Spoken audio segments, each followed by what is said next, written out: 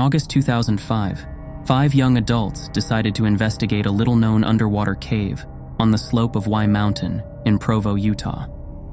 They had no idea the grave threat that awaited them within the Cave of Death, which they had nicknamed.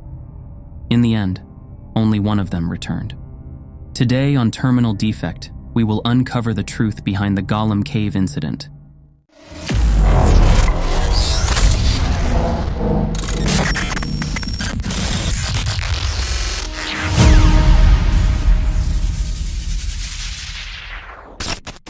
On Wednesday, August 17th, a group of 5 friends went out to dinner and ended up talking about a secret cave on the side of Y Mountain. Because this mountain is close to the BYU campus, many local students were aware of the cave's presence. Just a year before, 2 young cavers had completed a thorough investigation of Gollum's Cave. It doesn't appear particularly welcoming at first glance, given that it's covered in a foot of water and stands barely 4 feet tall. Those who enter must hunch down to walk through the almost 100-foot entrance tunnel in a shallow stream. For most hikers, this is not a fun notion. But for those who know about the secret cave inside, the task may be appealing. The secret area of this cave needs you to go down through an 18 by 24-inch water-filled hole in the ground. Even the most daring explorers can be stopped by this terrifying moment, even if they are aware of what lies beyond. That night, the gang decided to put themselves to the test in this dark, uninviting cave. It was already 2 o'clock in the morning when they arrived at the cave region. They spent some time lounging outside before entering the shallow cave. Jennifer Gilbraith had already passed through the underwater tunnel, so she convinced the others that they would be able to hold their breath and swim the 15 feet to the other cave inside. Despite becoming hypothermic and fainting out from her previous experience, she was eager to show her pals this secret location. Blake Donner, Scott McDonald, and Ariel Singer all decided to give it a shot. A 5th companion, Joseph Ferguson, chose to wait outside the main cave until they returned. The 4 made their way to the cave's modest aperture on the floor with only 1 torch. It was already 4:30 a.m. and pitch black outside. They mustered the bravery one by one to descend into the tight passage filled with frigid water. Jennifer went first, because she was the only person who had been there before. They saw her head sink beneath the water and a slight ripple as she passed through to the other end. The water-filled tube was no bigger than a refrigerator door, measuring 2 feet wide and 4 feet high. Blake, Scott, and Ariel entered one by one, following Jennifer's directions. There was a rope tied to a boulder in the main cave. It led through the underwater tunnel and was secured to a piece of wood in the inner cave. With such a limited tunnel space, a rope leading back to the entrance hole was most likely deemed unnecessary. It would appear that you could not miss it. Unfortunately, this isn't the case. Brian Lamprey, a prior caver, reported that when he returned, he overshot the exit hole and hit a dead end about 4 feet beyond it. In a panicked moment, he realized he was surrounded by a wall of stones. He desperately pushed backwards, grabbing at the ceiling until he reached the hole. The extra time required made him confident that this would end in death. He was extraordinarily fortunate to discover the hole just a split second before inhaling a lungful of water. On this particular day, all 4 had completed the short swim to the little cave, which was only 15 feet away. They had room to stand and move around a little. The cave was roughly 6.5 feet tall, with a peak in the center measuring around 9 feet. This left around 3 feet of airspace above the sea. Joseph sat waiting for his buddies to return. He wasn't sure how long they intended to stay in the cave. There was no clear plan in place, so he waited. After nearly an hour, he entered the cave and gazed down at the watery hole, but there was no trace of the flashlight or the group's movement. It was now 5:30. He wasn't sure what to do. He contacted a couple pals who were familiar with the cave and eventually the police. When they swam into the inner cave at 6:25 a.m., they were most likely nervous, out of breath, and their hearts beating with adrenaline.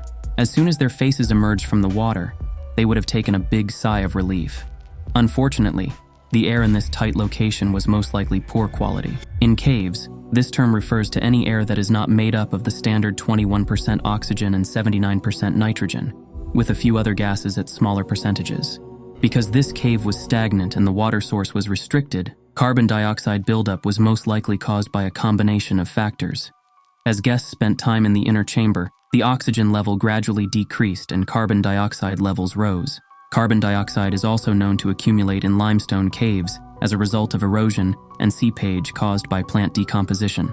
There was also indications that candles were left burning inside, reducing the available oxygen. Without airflow, carbon dioxide would have accumulated at a higher concentration in the water.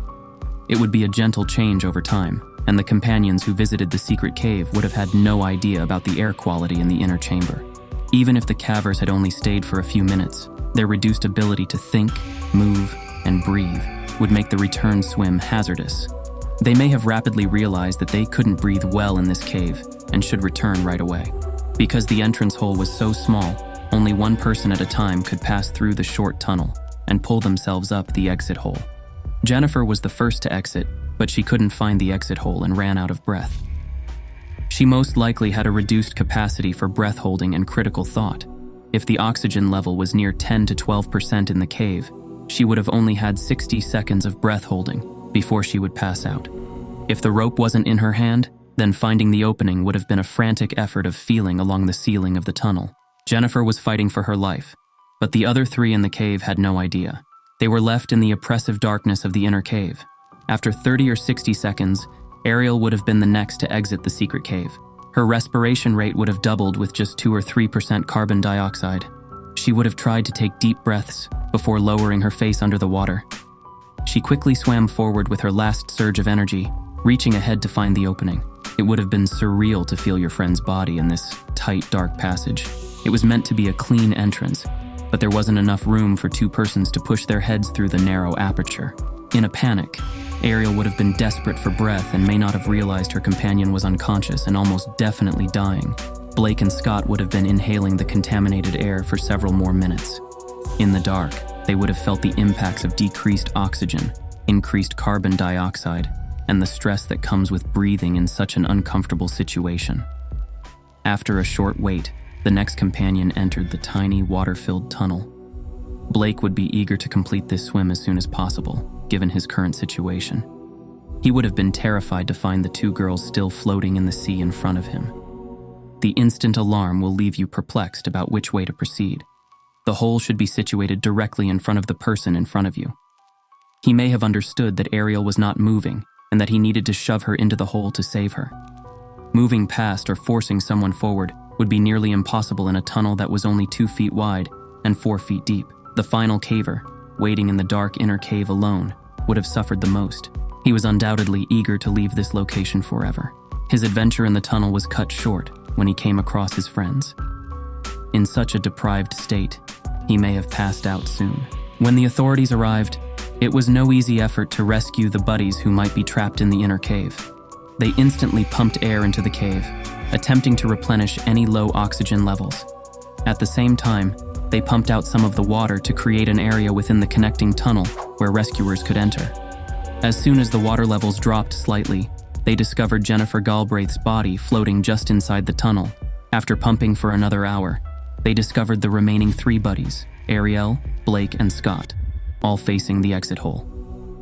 We can conclude what happened based on the evidence recovered at the spot: Joseph Ferguson's knowledge, autopsies that confirmed drowning as the cause of death, and statements from other explorers who struggled in the tunnel. It would be difficult to envision 4 healthy young adults drowning if there were no air quality issues. 4 companions perished in about 15 feet. They were courageous young individuals between the ages of 18 and 28, in the peak of their life. Following the retrieval of their bodies, the cave entrance was blocked with concrete to keep cavers from entering and perhaps losing additional lives. That's all from Terminal Defect.